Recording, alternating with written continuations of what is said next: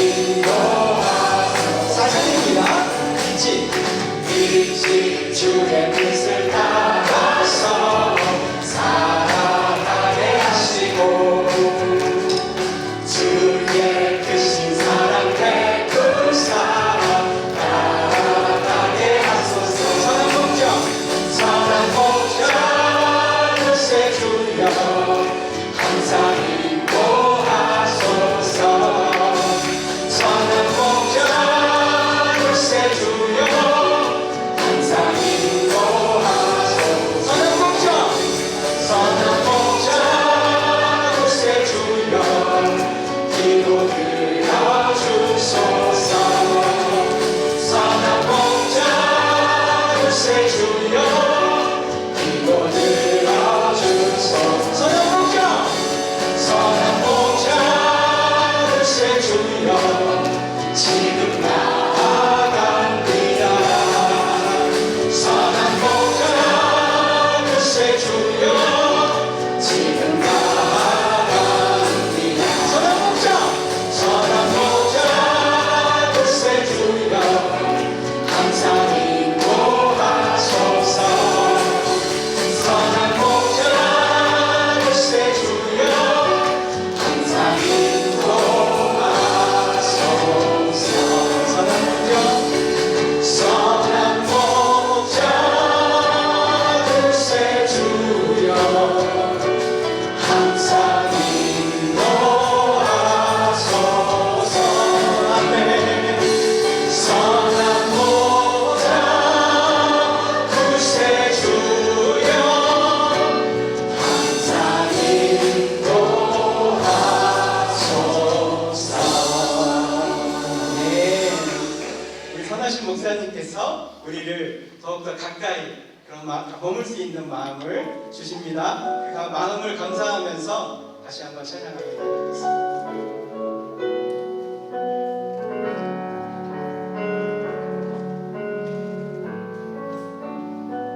주께 가까이 나를 이끌소서. 간절히 주님만을 원합니다. 채워주소서. 주의 사랑을 진정한 찬양 드릴 수 있도록. 다시 한번 찬양할까요? 주께 가까이 나를 이끌소서. 간절히 주님만을 원합니다. 채워주소서. 주의 사랑을 진정한 찬양 드릴 수 있도록. 목마른 나의 영혼 주를 부르니 나의 맘만 줘 주소서. 주님만을 원합니다. 더 원합니다. 나의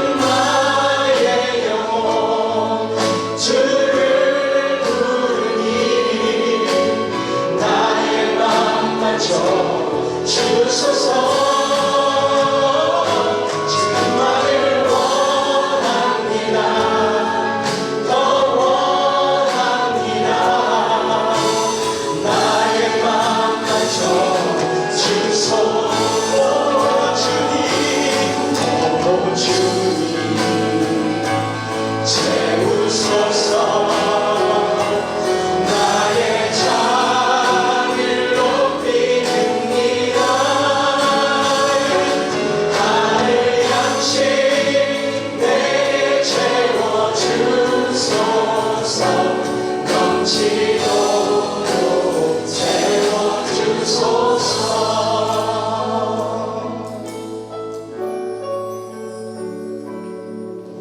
우물가의 여인처럼 난 구했네. 헛되고 헛된 것들을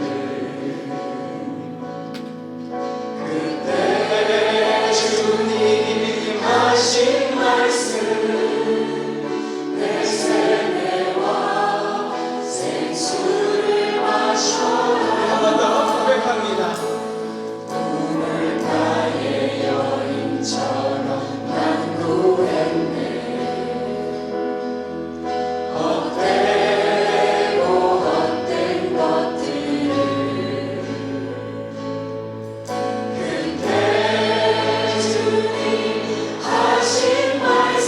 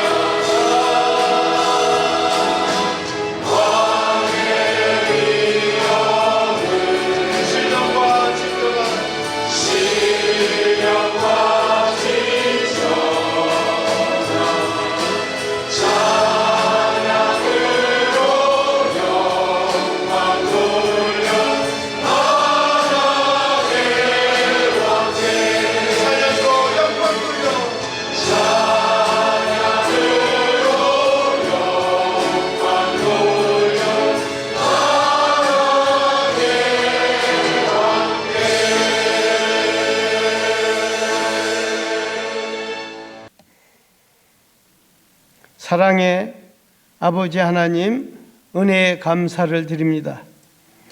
죄로 인해서 죽을 수밖에 없었던 저희들을 불쌍히 여기셔서 독생자 예수 그리스도를 이 땅에 보내주시고 주님 저희들 대신하여 모든 죄악을 담당해 주심으로 저희들 다시 한번 하나님과 화목게 되어 하나님의 백성으로 이 땅 살아가게 해 주심을 감사를 드립니다.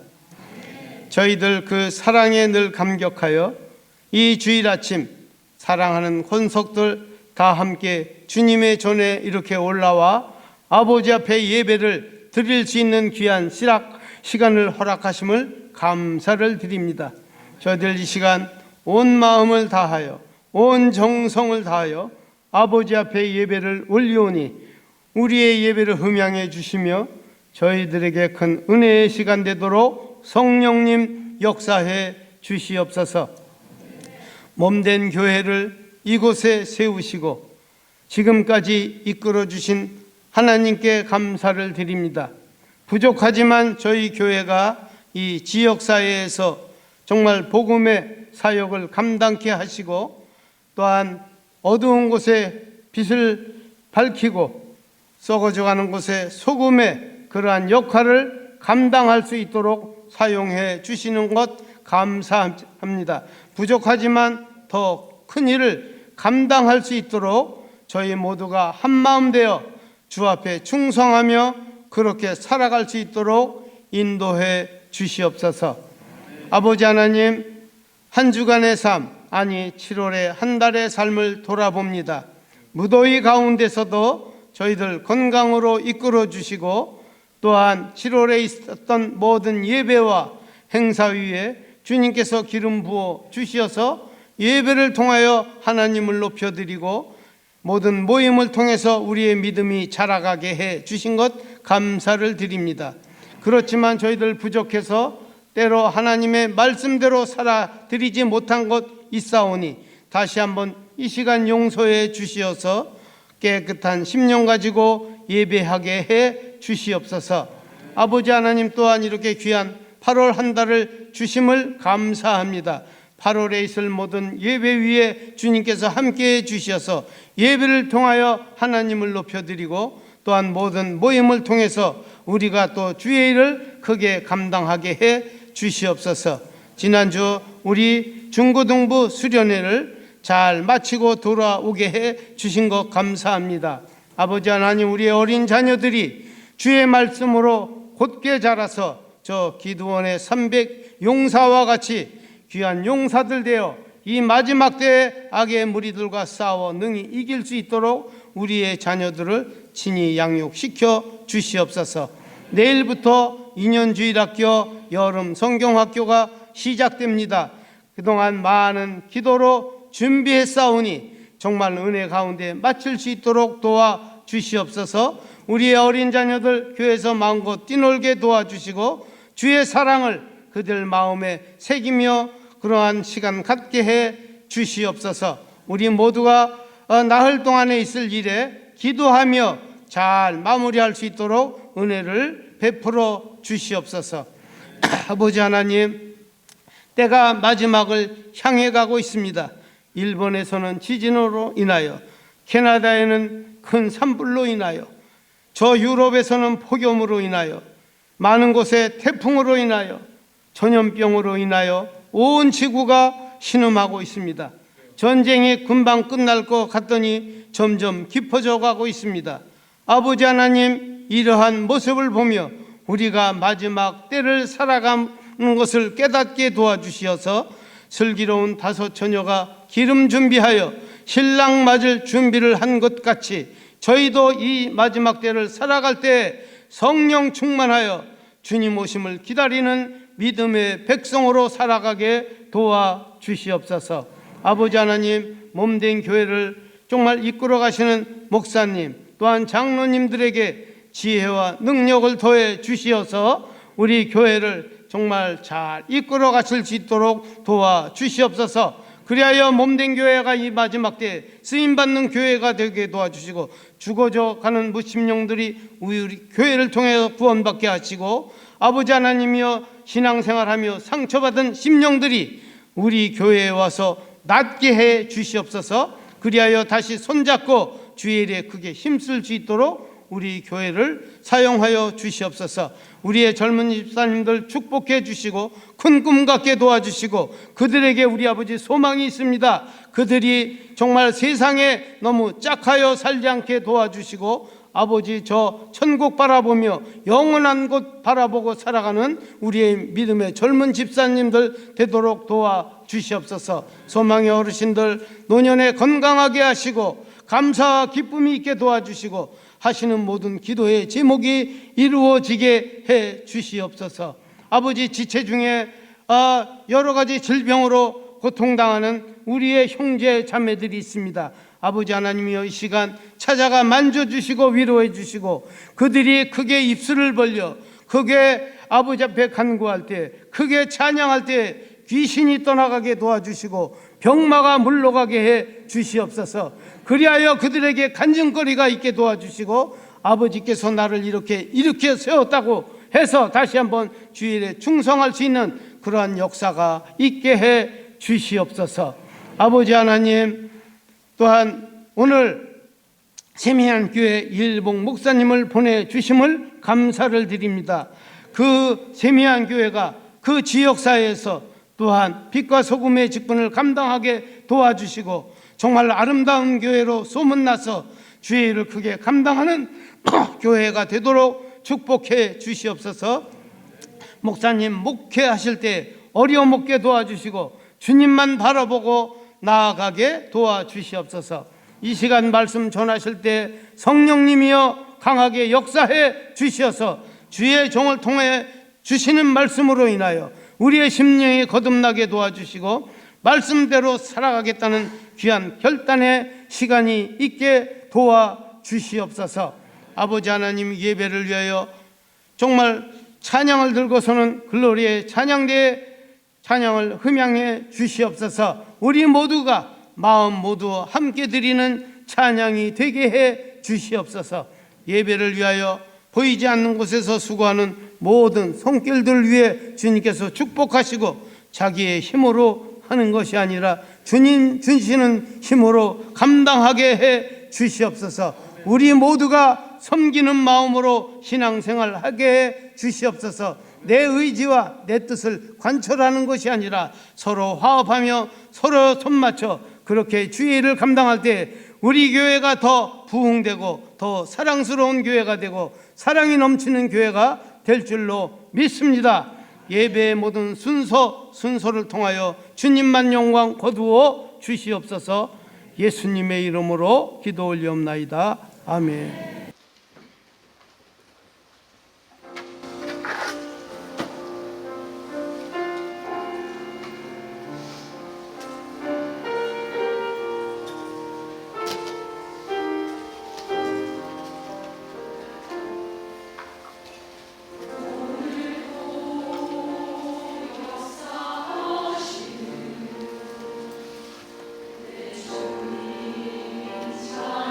찬양합니다.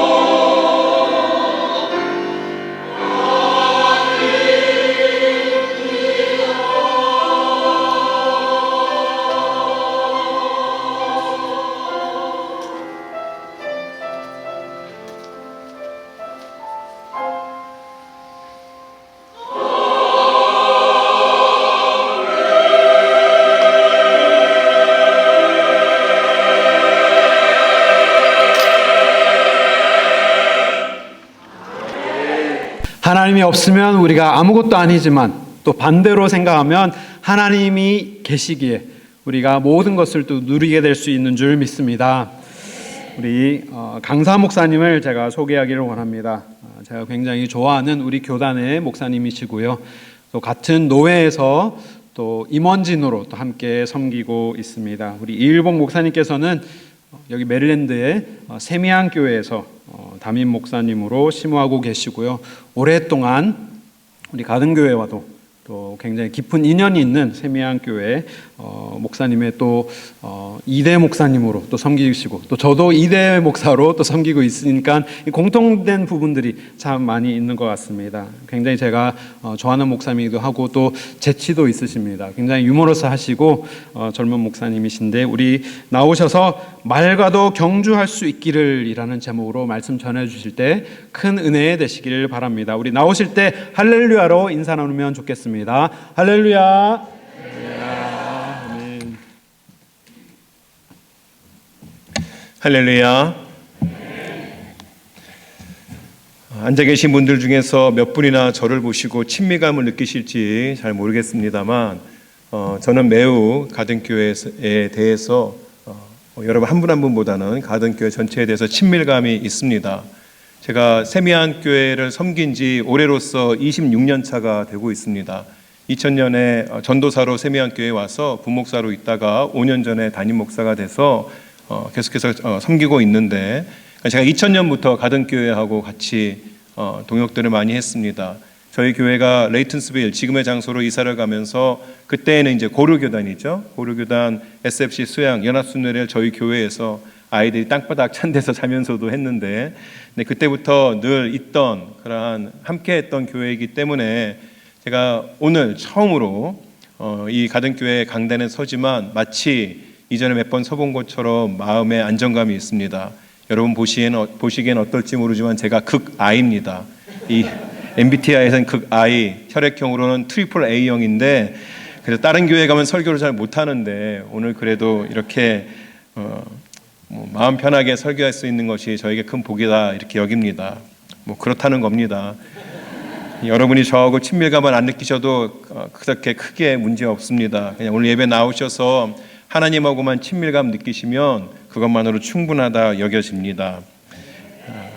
감사합니다. 뭐가 아멘인지 모르겠으나 여하튼 감사는 합니다. 네, 우리 슬라이드 하나 보실까요? 네.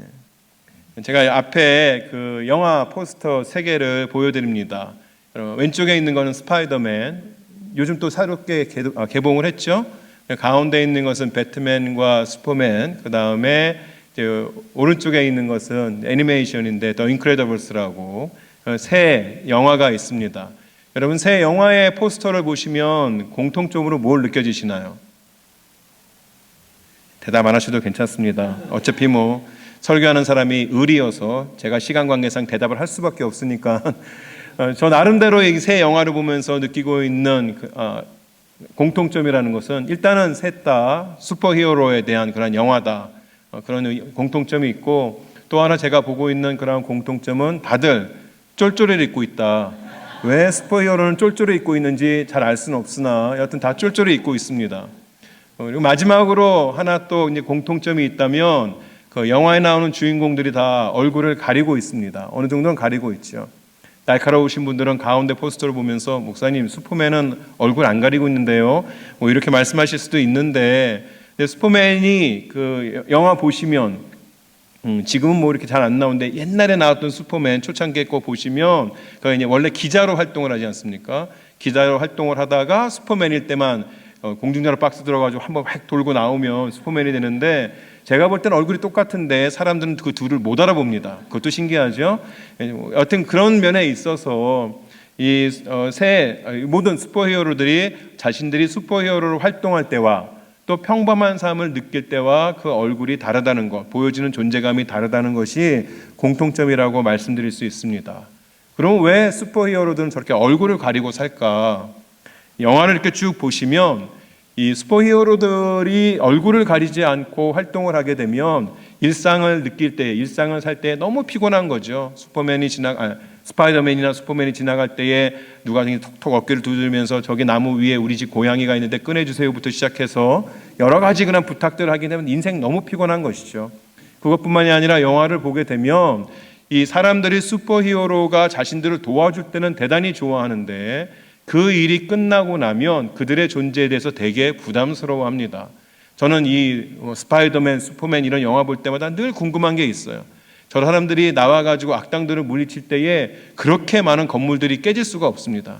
길거리에 있는 차들이 도대체 수십 대가 부서지고 있는데 저거 다 지나가면 누가 보험 처리해주나 이런 생각들을 하게끔 됩니다. 영화에서도 그런 이야기들이 나옵니다. 사람들이 슈퍼맨을 항상 좋아하지 않습니다. 네가 지나고 난 자리는 다 파괴가 되어진다. 그것 때문에 어려워하는 사람들이 있다. 그래서 이 슈퍼히어로들이 자신들이 활동을 하면서도 세상을 구해주면서도 자신들이 하고 있는 일들에 대해서 회의감을 느끼는 것을 볼 수가 있습니다. 그래서 인크레더블스에 보게 되면 대단히 날씬한 모습, 약간 좀 뚱뚱한가요? 여하튼 날씬한 모습인데 이 저 인크레더블스가 슈퍼히어로 활동을 안 하면서 완전히 몸이 쪄가지고 나중에 다이어트도 하고 그런 것들이 나오거든요. 슈퍼히어로의 삶을 거부하는 것들을 볼 수가 있죠. 모든 슈퍼히어로의 무비들이 다 같은 맥락을 가지기도 합니다. 아주 같은 상황은 아니지만 오늘 본문에 있는 그 구약의 선지자 예레미야도 비슷한 상황을 겪었습니다. 예레미야서 11장부터 시작해서 20장까지를 보면 우리가 흔히 이야기하는 예레미야의 고백 또는 예레미야의 탄식이라는 부분들이 나오게 됩니다. 어떤 사람은 6개로 분류를 하고 어떤 사람은 5개로 분류를 하는데 오늘 제가 앞에서 보여드린 표에 의하면 6개 구분은 된 것을 볼 수가 있습니다. 이 고백들을 살펴보면 죄악이 가득한 세상 가운데에서 하나님께서 주신 그 사명대로 살아가려고 하는 그 예레미야의 슬픔과 탄식이 가득 담겨 있는 것을 볼 수 있습니다. 간략하게 표로 그 주제들만 보아도 선지자가 얼마나 이 땅 가운데에서 하나님께서 부르신 선지자로 살기 위해서 힘들게 살아야만 했는지를 알 수가 있습니다. 오늘 우리가 함께하고 있는 이 본문 예레미야서 12장 1절부터 6절까지의 그 본문은 예레미야의 6개 본문 중에서 두 번째 고백으로 여겨집니다. 이 두 번째 고백에 대한 내용은 11장 마지막 부분에 나오게 되는 첫 번째 고백과 이어지기도 합니다. 제가 조금 전에 예레미야의 고백을 6개로 분류하기도 하고 또는 5개로 분류하기도 한다 했는데 5개로 분류할 때는 11장 마지막에 있는 내용과 12장 첫 부분에 있는 내용을 하나로 엮었기 때문에 5개로 구분이 되기도 합니다. 이 구분 중에서 저희가 오늘 보는 이 6개로 구분하는 것을 보면 그 첫 번째 그 예레미야의 고백은 11장 18절부터 시작이 됩니다. 11장 18절부터 마지막까지로 이제 이어지게끔 되는데 이 첫 번째 고백의 시작은 여호와께서 내게 알게 하셨으므로라는 말로 시작이 되는 것을 볼 수 있습니다. 여기서 내게라고 말하는 사람은 예레미야죠. 그러니까 하나님께서 예레미야에게 무언가를 알게 하셨다는 것이에요. 도대체 무엇을 알게 하여 주셨을까? 첫 번째 고백을 보게 되면 하나님께서는 그에게 아나도 사람들의 음모에 대해서 알려주셨다고 말을 합니다. 여기 등장하는 아나도시라는 도시는 예루살렘 근처에 있는 도시인데 예레미야의 고향입니다. 다시 말해서 하나님께서는 예레미야의 고향 사람들이 예레미야에게 무슨 일을 하려고 하는지 세운 그 계획에 대해서 알려주셨다고 이야기합니다. 이 아나도 사람들이 세웠던 그 계획의 내용이 11장 19절과 21절에 나오게 되는데 그런데 그 11장 19절과 21절에 나오는 내용을 간단하게 요약을 하면 그들은 예레미야에게 하나님의 이름으로 예언하지 말라 그렇게 위협하는 것과 만약에 그들의 말대로 하지 않으면 예레미야를 죽일 것이라고 하는 내용이 거기에 담겨져 있습니다. 예레미야가 하나님의 이름으로 한 내용이 무엇입니까? 예언이 무엇입니까? 자칭 하나님의 백성이라 말하는 유대 사람들의 죄악을 폭로하면서 그 죄의 결과로 하나님께서 그들을 멸망시키실 것이라는 내용이 예레미야의 예언 가운데 들어 있는 것이죠. 이런 하나님의 말씀 앞에서 백성들의 반응은 둘 중에 하나여야 했습니다. 첫 번째로 지금까지의 삶을 완전히 부인하고 죄를 회개하고 이제는 하나님 앞에 온전한 모습으로 살아가든지 겸손한 모습으로 무릎을 꿇든지 아니면 하나님을 부인하고 자신의 죄를 덮기 위해서 말씀을 전하는 자를 대거하든지 그 둘 중에 하나를 선택해야만 한다는 것이죠. 우리가 생각하는 것처럼 이 이스라엘 백성들, 자칭 하나님의 백성이라고 말하는 사람들이 당연히 선택해야 하는 것은 전자이겠죠. 하나님께서 죄를 알게 하여 주셨을 때에 그 죄를 회개하고 죄의 길로부터 돌아서는 그 모습을 가졌어야 합니다. 그러나 안타깝게도 이스라엘 백성들은 후자를 선택한 것이죠. 사람들은 예레미야를 미친 자 또는 반역자로 취급하고 그를 위협하고 이제는 그의 고향 사람들인 아나도 사람까지 그 일에 동참하게끔 된다는 것이에요. 사실 이것은 정말 말이 되지 않습니다. 특별히 아나도 사람들이 이러한 예레미야를 위협하고 죽이려 하는 것, 너는 하나님의 이름으로 예언할 수 없다고 이야기하는 것, 정말 말이 되지 않는 것이에요. 아나돗은 다른 지역과는 다르게, 다른 도시들과는 다르게 제사장들의 도시입니다. 제사장이 하는 일이 무엇입니까? 하나님의 이름으로 백성들을 놓아 하나님께 제사 드리게 하고 율법을 가르치는, 하나님의 말씀을 대언하는 그러한 일들을 하는 것이 제사장들인데, 비록 예레미야가 하는 말, 예레미야가 대언하는 하나님의 말씀이 그들의 귀에 거슬린다 할지라도 하나님의 말씀을 전해주는 직을 가진 제사장들만큼은 예레미야에게 그럴 수가 없는 것이죠. 그를 미워하진 않는다 할지라도, 그의 말을 받아들일 수는 없다 할지라도 적어도 예레미야를 죽이려고 해서는 안 되는 것이죠. 우리가 동서고금을 막론하고 인간 사회에서 중요한 것이 무엇이죠? 혈연, 지연, 학연. 정말 중요하지 않습니까? 저는 미국은 그런 게 없다고 생각을 했는데 왔더니 미국도 역시 혈연, 지연, 학연이 대단히 중요한 사회인 것을 발견할 수 있었습니다. 우리가 늘 하는 말 있지 않습니까? 우리가 남이가? 그런 것을 따지면 다른 사람들은 몰라도 아나도 사람만큼은 예레미야가 하는 말에 동참은 못 해주더라도 그래도 예레미야를 반대하지는 말았어야 하는 것이죠. 그런데 이제 이 사람들이 먼저 나서서 가장 가까운 사람들이 예레미야를 죽이겠다고 하는 것입니다. 이 말을 들은 예레미야는 너무나도 낙심이 되고 두려워서 하나님 앞에 부르짖습니다. 그럴 수밖에 없는 것이죠. 예레미야 주위에 남아있는 자가 아무도 없는 것입니다.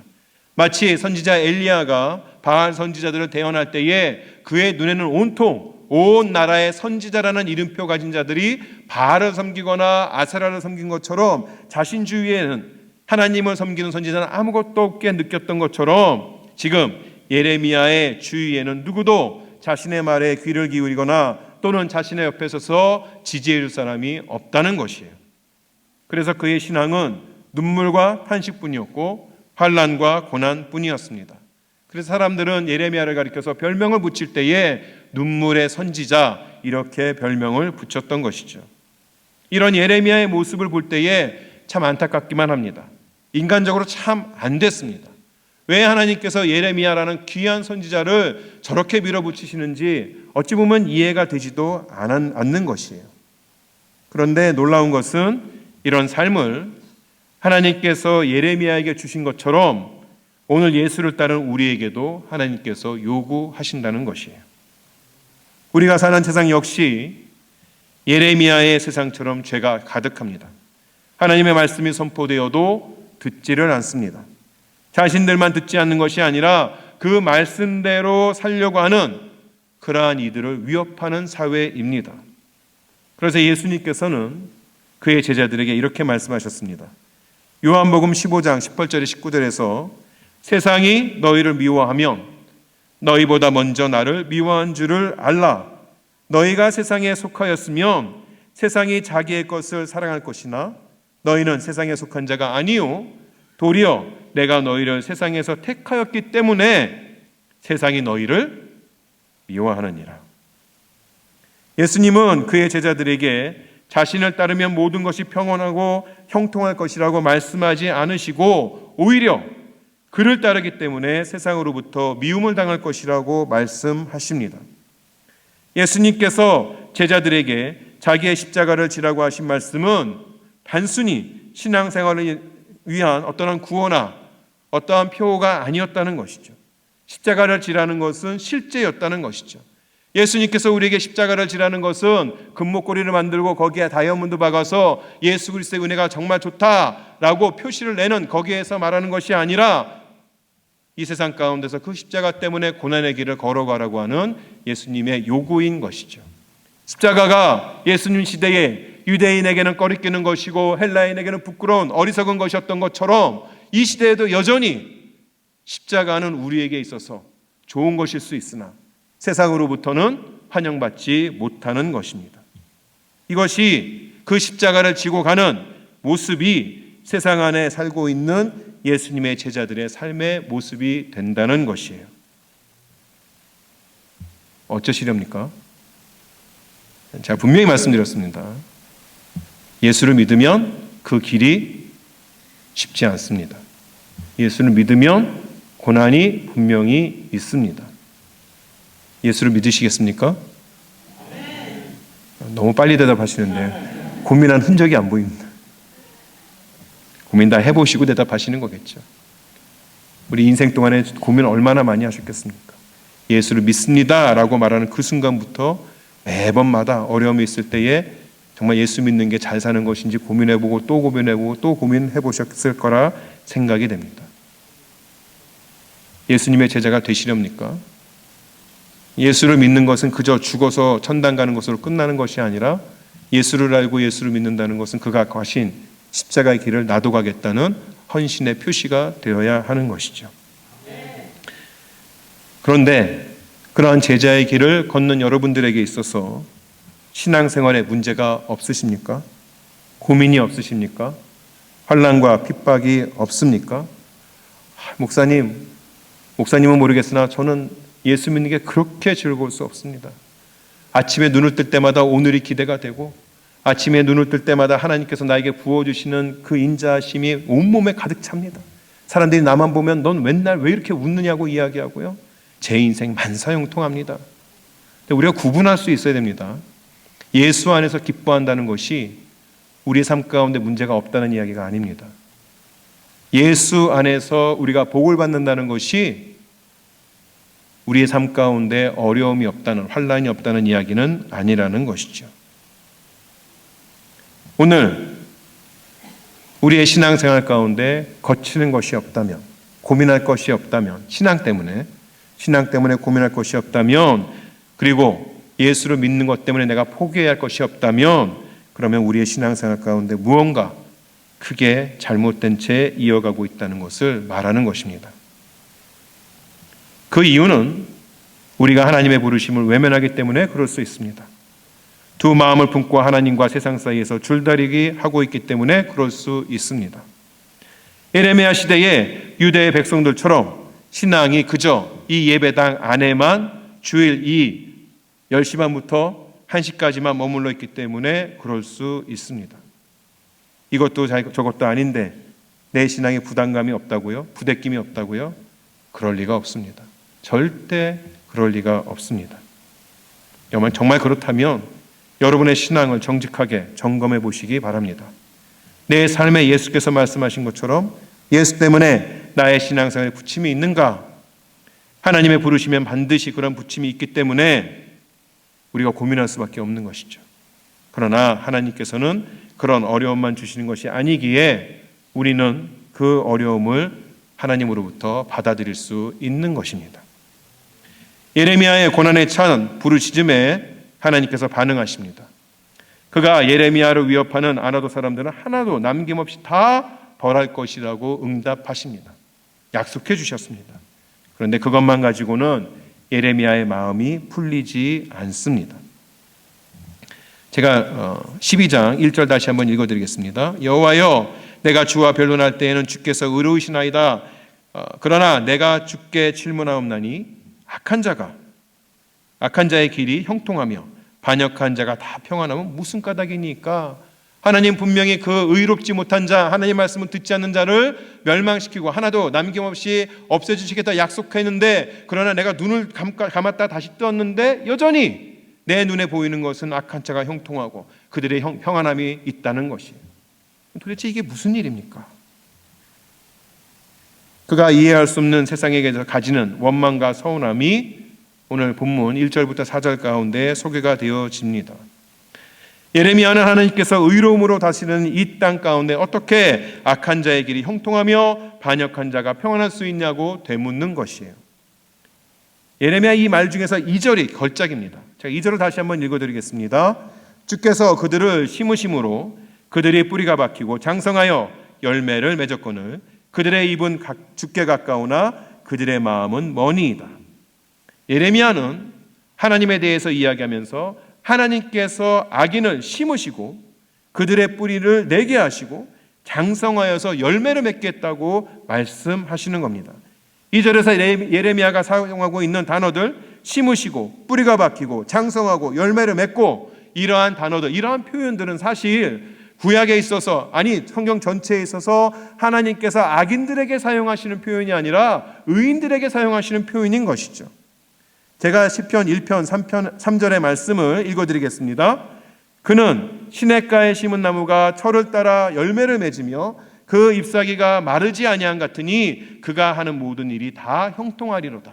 이 시편 1편에 나오는 이 3절에 나오는 그는 의인인 것이죠.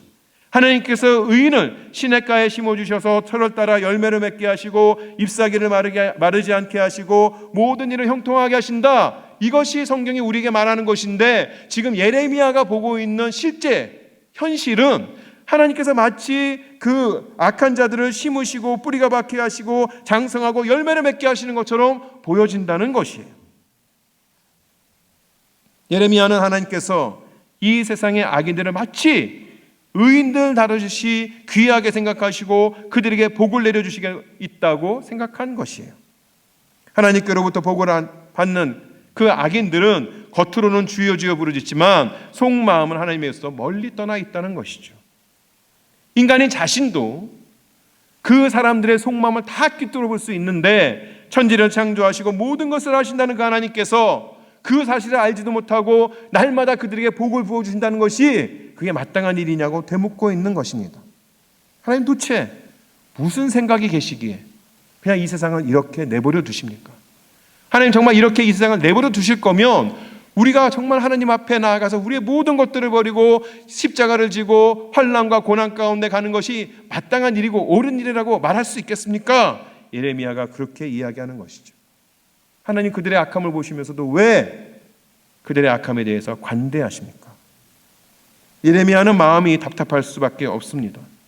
예레미야의 이런 부르짖음은 논리적으로, 교리적으로 하나님을 이해하자는 것이 아니라 그 마음에 있는 괴로움에서 나온 하나님에 대한 항변이었던 것이죠. 원통하고 억울해서 견딜 수가 없는 것이죠. 자신은 죽을 듯이 고생하며 사람들에게 손가락질 받으며 당하지 않아도 될 것 같은 어려움 속에서 하나님의 일을 감당하고 있는데, 하나님의 말씀 듣기를 거부하고 자기 멋대로 사는 이들은 평안하게 복을 누리고 사는 듯한 그 모습이 예레미야의 마음을 미치게 하는 것이죠. 예레미야의 마음만 미치게 합니까? 우리의 마음은 미치게 하지 않나요? 솔직히 이야기해서 그러한 세상의 악인들의 모습 때문에 우리의 신앙에 갈등이 있지는 않습니까? 적당히 하는 것이 좋다고 생각하지 않습니까? 신앙생활하고 정말 교회에 열심으로 봉사할 때 우리 주위에 항상 어느 교회나 어느 동네나 꼭 있더라고요. 적당히 해. 교회 미친 듯이 하면 너만 나빠. 근데 그 너만 나쁘다는 말이 처음에 들을 때는 제가 나의 그냥 주저앉히려고 저러는구나. 근데 그 너만 나쁘다는 말이 내 신앙생활에 실제로 이루어질 때, 내가 조금 열심히 했더니 내가 포기해야 될 것이 많고 빼앗기는 것들도 있고, 심지어는 교회 안에서도 나를 둘러싼 사람들, 신앙생활을 같이 하는 사람들로부터도 손가락질 받을 때에 내가 이러려고 신앙생활을 시작했나, 이런 마음이 들 때가 있다는 것이, 우리의 마음에도 예레미야가 가졌던 그 원통함과 이해하지 못함이 끊임없이 우리를 위협한다는 것이죠.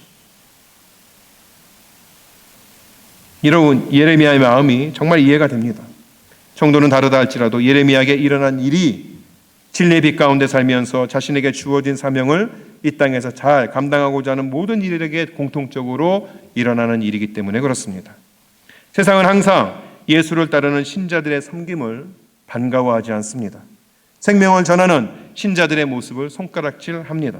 온유하고 인내하는 그 모습을 보면서 정말 좋은 모습이라고 이야기하기보다는 그것을 악하게 이용하려고 하고 비웃습니다. 이 땅에서 하나님의 거룩한 백성으로 살아가는 일은 결코 쉬운 것이 아니라는 것이죠.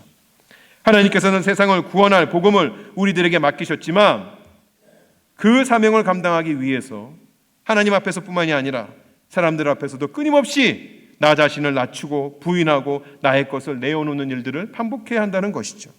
마음이 상하고 녹아내릴 때가 한두 번이 아닌 것이죠. 그래서 하나님 앞에 그 마음을 가지고 갑니다. 너무 원통해서 하나님 앞에 부르짖기 시작합니다. 그럴 때 하나님께서 어떻게 반응하시던가요? 예레미야의 부르짖음을 들은 하나님의 대답이 사실 저에게 있어서는 꽤나 의외였습니다. 그 대답이 12장 5절에 나오죠. 제가 읽어드리겠습니다.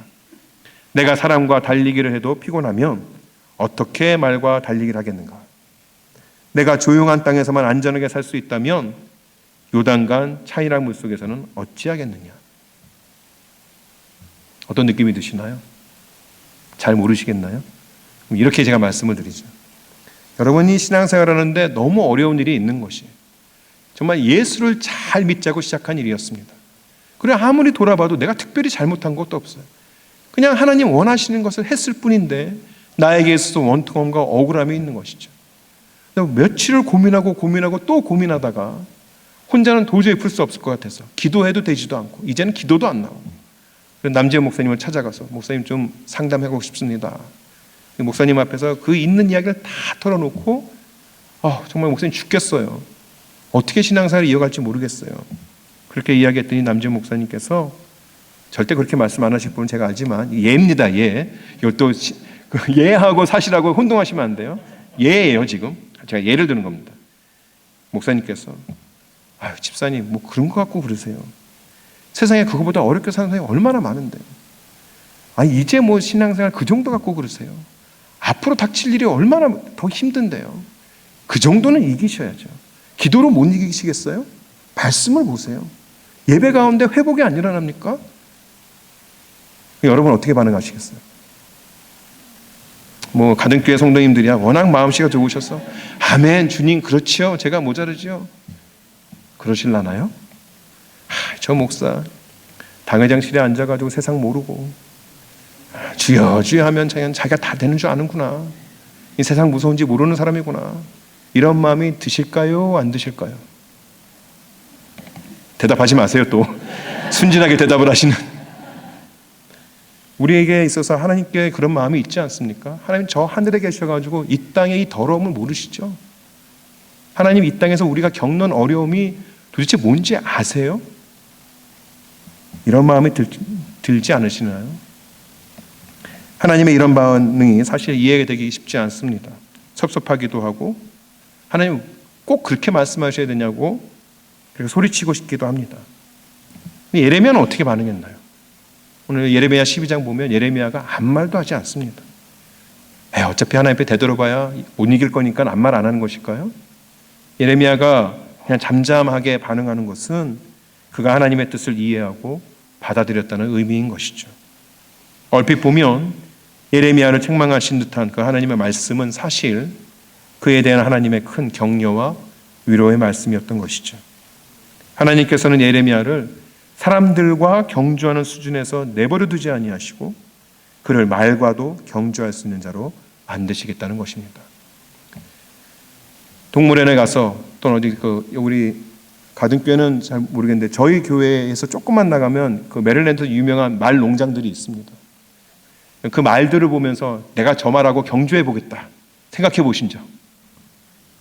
옆에 계신 집사님, 장로님들하고는 권사님들하고는 경주해 보겠다는 생각을 해도 말과 경주해 보겠다고 생각하면 아무도 없어요. 근데 하나님께서는 그 말과 경주할 수 있도록 하시겠다는 것이죠.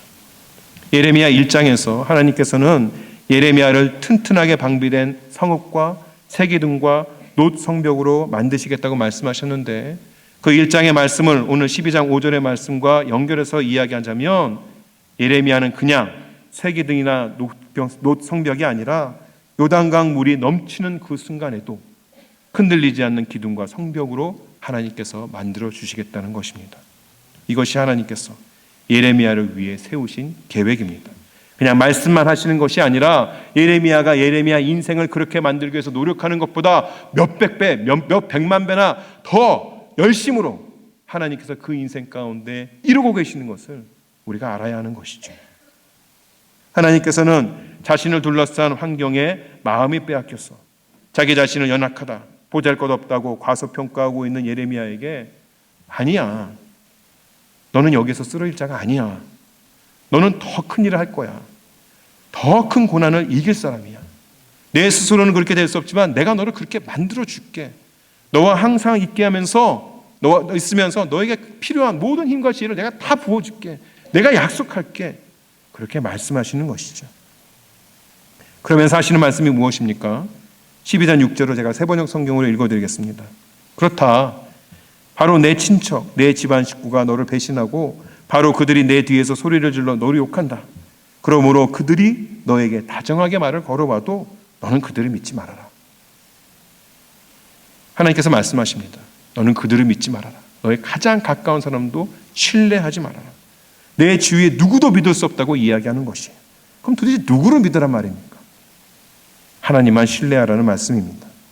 우리에게 약속하시고 오늘도 자신의 약속을 이루기 위해 우리 안에 역사하시는 그 하나님만 믿고 따르라는 말입니다.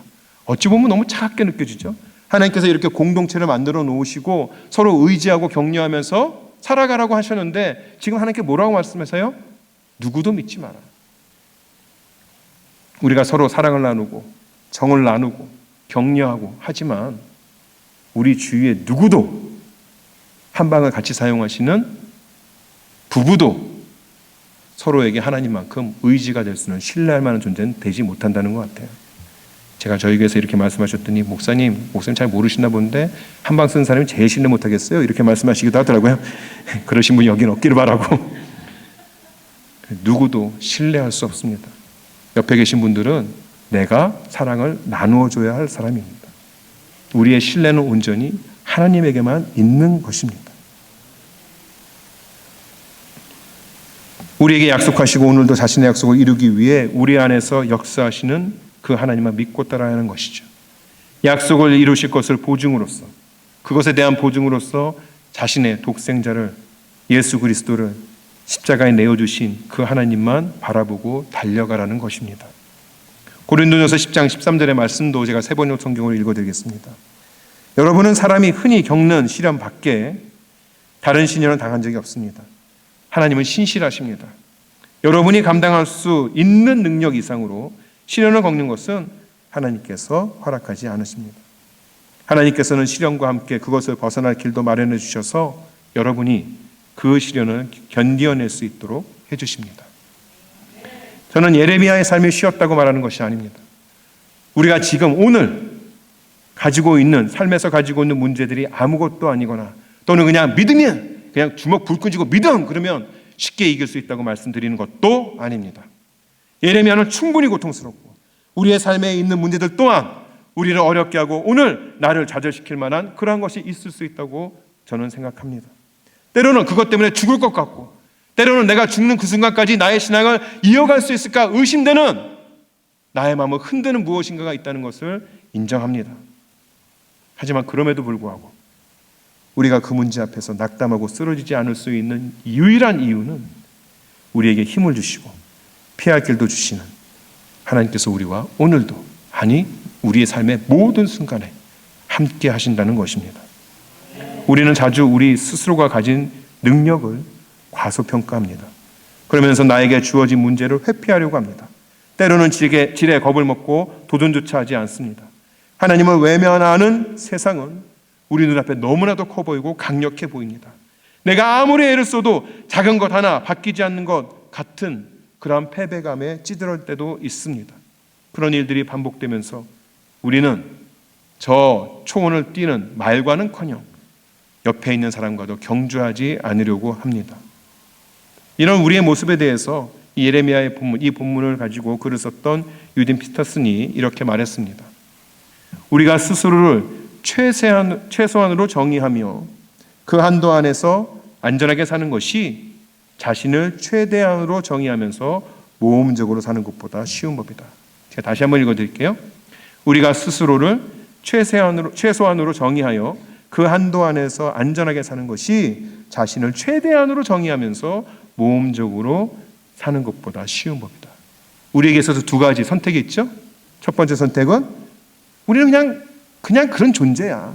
그냥 한평생 작게 살아나가다가 있는 그대로 가지고 살다 죽는 인생이야 라고 스스로를 생각하면서 안전하게 사는 것이 있고, 또 한쪽으로는 아니, 내 앞에 있는 문제가 무엇이든 나를 흔드는 것이 무엇이든 내게 능력 주신 하나님이 있기 때문에 나는 오늘 그것을 뚫고 나아가는, 챌린지를 하는, 모험을 하는 그러한 인생을 살 거야. 둘 중에 하나 선택할 수 있다는 것이에요. 어느 것이 더 쉬워요? 안전하고 작게 사는 것이 쉬운 겁니다. 그래서 우리 그 쉬운 길을 선택하려고 합니다. 근데 여러분, 그 쉬운 길을 계속 가다 보면 신앙의 재미가 없습니다. 삶의 의미가 없습니다. 그냥 사는 거예요. 죽지 못해 사는 거예요. 오늘 약을 먹었더니, 의사가 주는 약 다 먹었더니 죽지 않고 그냥 사는 거예요.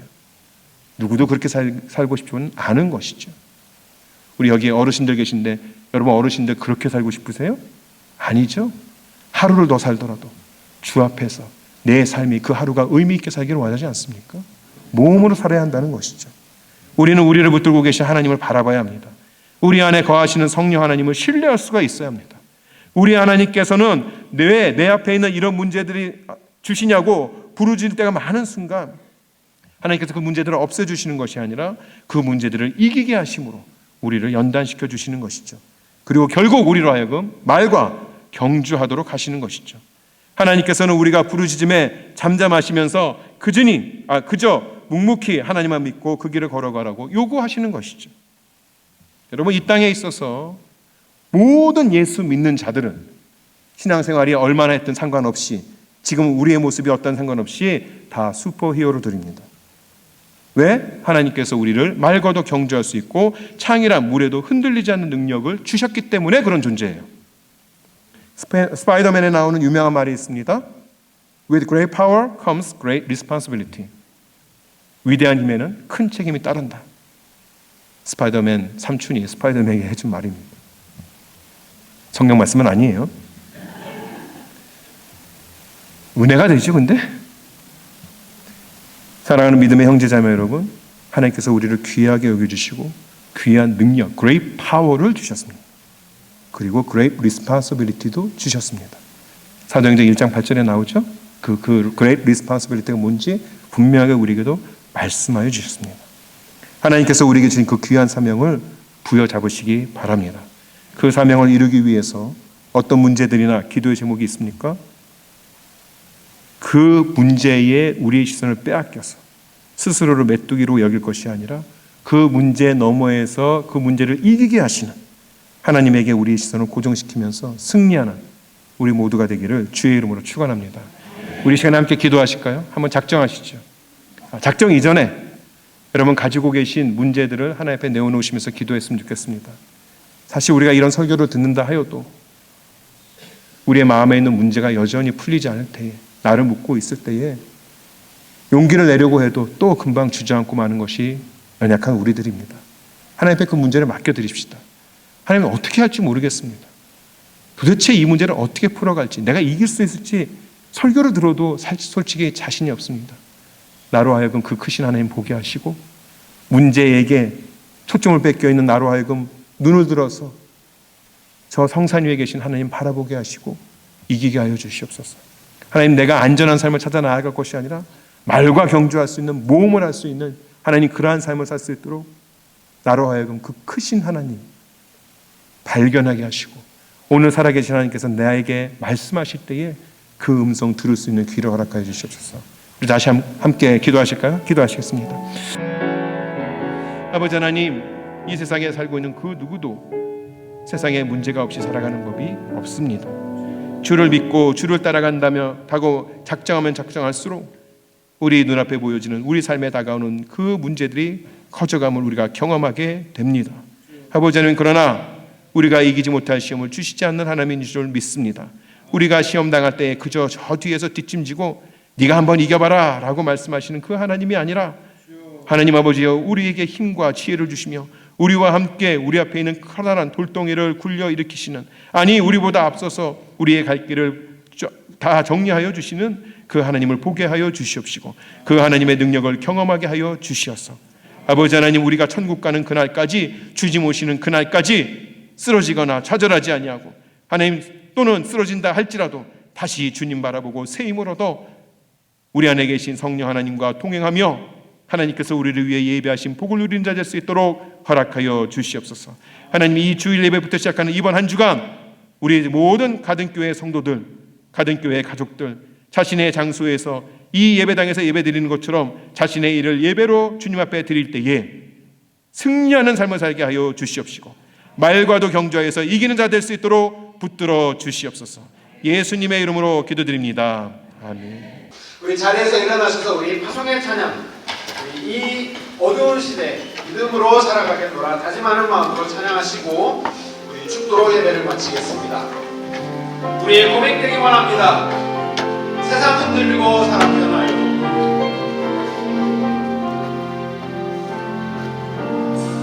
세상 흔들리고 사람들은 변하여 나는 주를 섬기리. 주님의 사랑은 영원히 변하지 않네. 나는 주를 신뢰해. 오직 믿음으로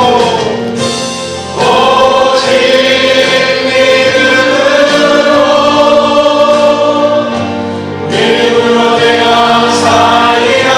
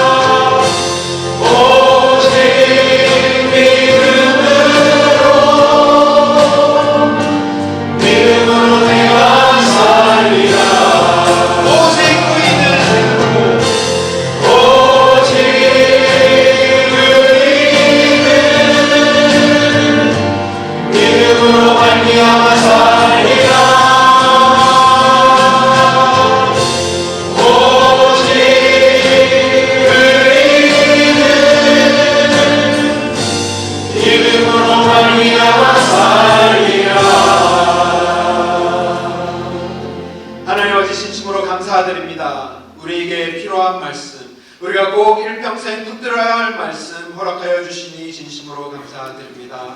우리가 하나님과 동행하는 가운데 낙심될 일들이 너무나도 많고 우리를 흔드는 그런 유혹들이 너무나도 많지만 오늘 말씀 붙들고 예레미야처럼 하나님 앞에 끝까지 신실하게 주님과 동행하는 하나님의 백성들 되게 하여 주시옵소서. 우리에게 사명을 분명하게 해주시고 또 우리에게 분명한 책임도 허락하셨지만 그 어려움 속에서도 우리와 함께하여 주실 그 하나님을 우리가 끝까지 신뢰하며 주님 앞에 삶을 온전히 드리는 우리 가든교회 모든 성도 되게 하여 주시옵소서. 또 내일부터 있을 여름 성경학기를 위해서 기도를 드립니다. 하나님의 복음의 역사가 우리의 어린 심령에 분명하게 일어나게 하시오며 하나님께서 하나님의 복음으로 하나님의 사랑으로 우리의 어린아이들과 또 섬기는 모든 이들에게 가득 채워주시옵소서. 이 귀한 마음을 담아서 하나님 앞에 예물 드립니다. 오직 하나님의 나라와 영광만을 위하여 사용하여 주시옵소서.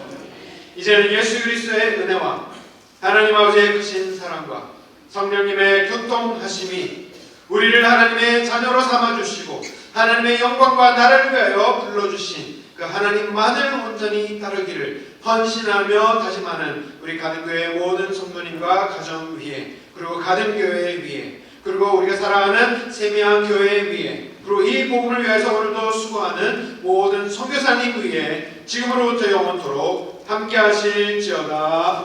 아멘.